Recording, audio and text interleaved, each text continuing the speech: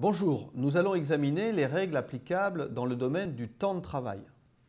Nous allons examiner les règles qui découlent de directives européennes en matière de temps de travail. Le droit européen en matière de temps de travail s'inscrit dans les règles en matière de santé-sécurité. Nous avions eu l'acte unique de 1986 qui fixait des objectifs d'amélioration du milieu de travail et nous avons eu ensuite une directive de 1989, directive cadre, directive générale en matière d'amélioration du milieu de travail et les directives en matière de temps de travail, la directive de 1993 et la directive de 2003, eh bien, ces directives s'inscrivent dans cette démarche d'amélioration du milieu de travail et donc de préservation de la santé au travail.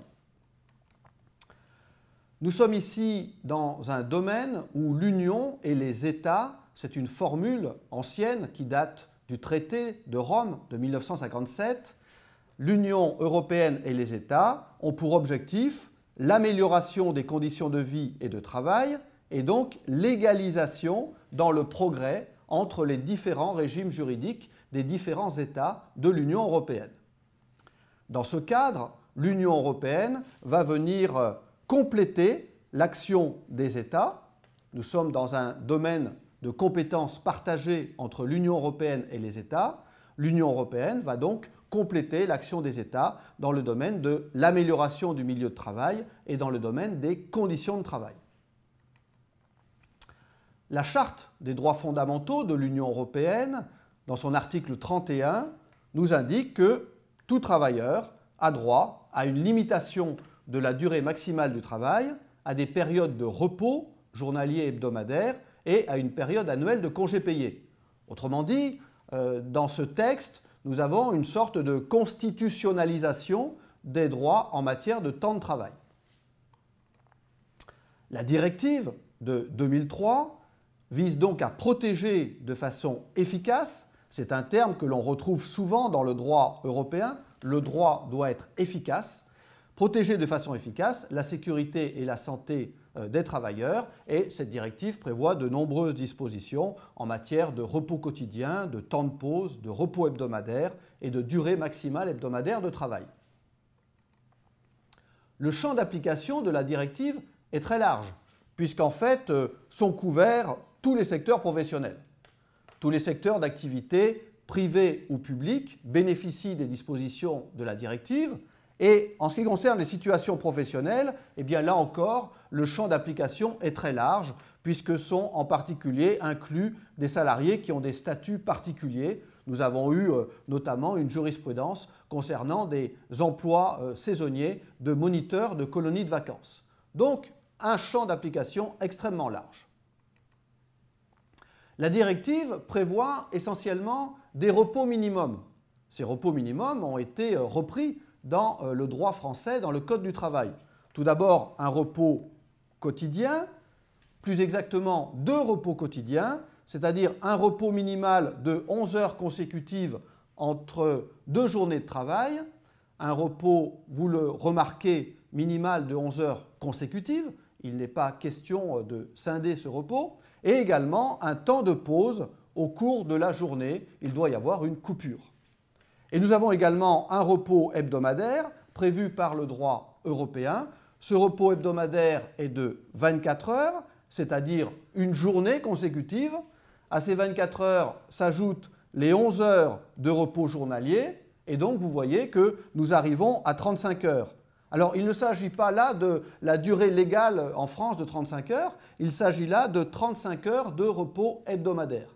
Qu'est-ce que cela signifie? Eh bien cela signifie que chaque salarié, quel que soit son statut, a droit chaque semaine à 35 heures de repos sans aucune interférence avec son activité professionnelle. Une durée maximale du travail est prévue. Cette durée maximale est de 48 heures. C'est un chiffre extrêmement important. La jurisprudence européenne veille à ce que cette durée maximale soit respectée. 48 heures, y compris les heures supplémentaires. Mais ici, une dérogation est prévue. Une dérogation que nous appelons l'opt-out. qui a été introduit à la demande du Royaume-Uni. Il est possible, quand l'État l'a explicitement prévu, il est possible de dépasser cette durée maximale du travail par un simple accord entre l'employeur et le travailleur. C'est un des points de débat, c'est un des points de friction dans l'application de la directive européenne.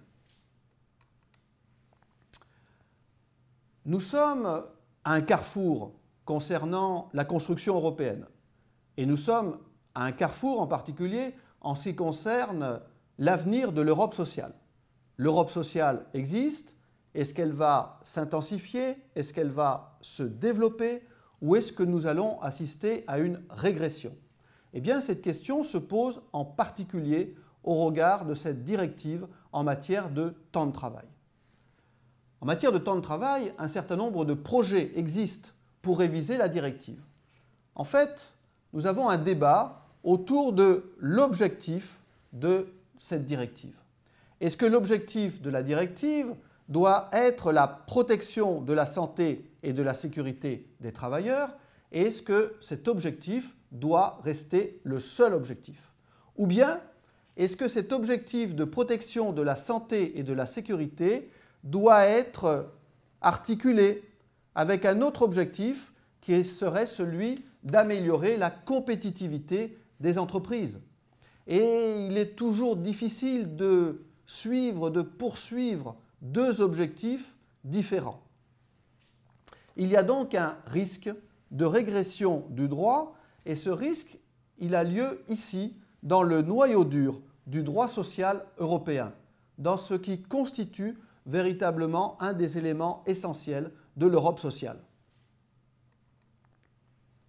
Plusieurs tentatives ont déjà été effectuées de réviser la directive, notamment avec un projet de directive en septembre 2004, mais ça n'a pas abouti.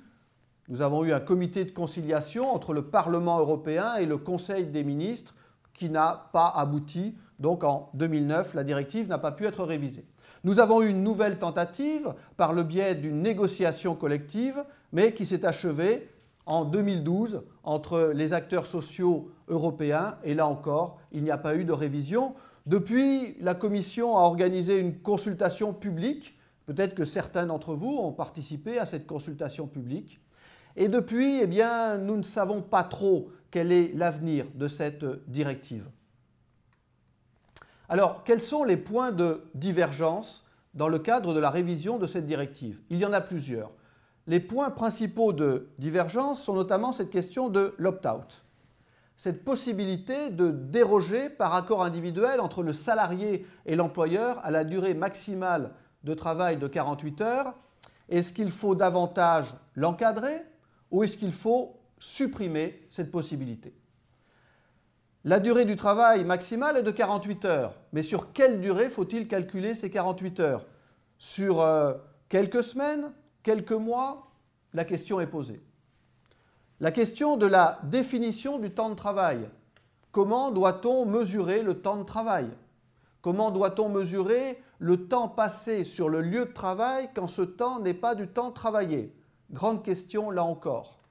Et puis, est-ce que des salariés qui ont eu des arrêts de travail pour maladie, est-ce que ces salariés ont droit à leur congé payé?